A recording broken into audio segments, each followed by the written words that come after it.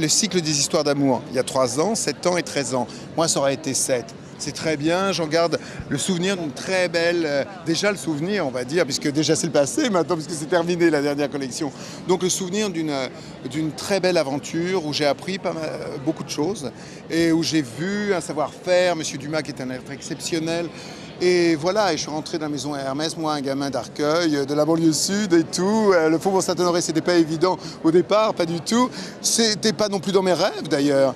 Et puis ça s'est fait comme ça, voilà. La première fois que j'ai fait le défilé Hermès, je pleurais quoi après, parce que j'étais ému comme quand j'ai fait ma première couture, comme quand j'ai fait mon premier défilé. Parce que c'était comme ça une rencontre comme ça, et essayer de bien travailler quoi. C'était beau de ce mélange de techniques comme ça, de prendre des techniques d'une catégorie, quoi, la maroquinerie pour l'adapter pour les vêtements. Aussi, comment des choix de matières absolument exceptionnels. J'ai appris à connaître un peu mieux les matières, les peaux, savoir et tout, leurs exigences, les exigences par rapport aux matières. Une espèce de rigueur aussi que je n'ai peut-être pas au fond de moi-même, ça c'est vrai. C'est bien aussi quelquefois que je sois un petit peu vertébré, quelquefois.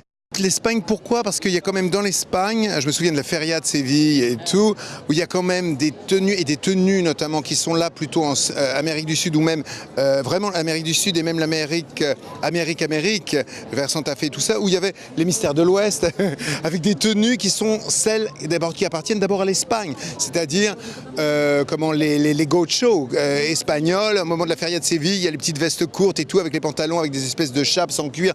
Donc il y a tout ça qui tourne alentour de l'équitation quand même, mais qui est une chose plus, on va dire, c'est un climat plus chaud et plus que ce que j'avais montré jusqu'à présent en tant que femme écuyère, on va dire. Alors donc là c'est une écuyère, mais qui est une femme, c'est un peu aussi Ava Gardner, on va dire, qui allant en Espagne voir Dominguín, et donc mettant un chapeau comme ça de gaucho espagnol, et le côté masculin féminin.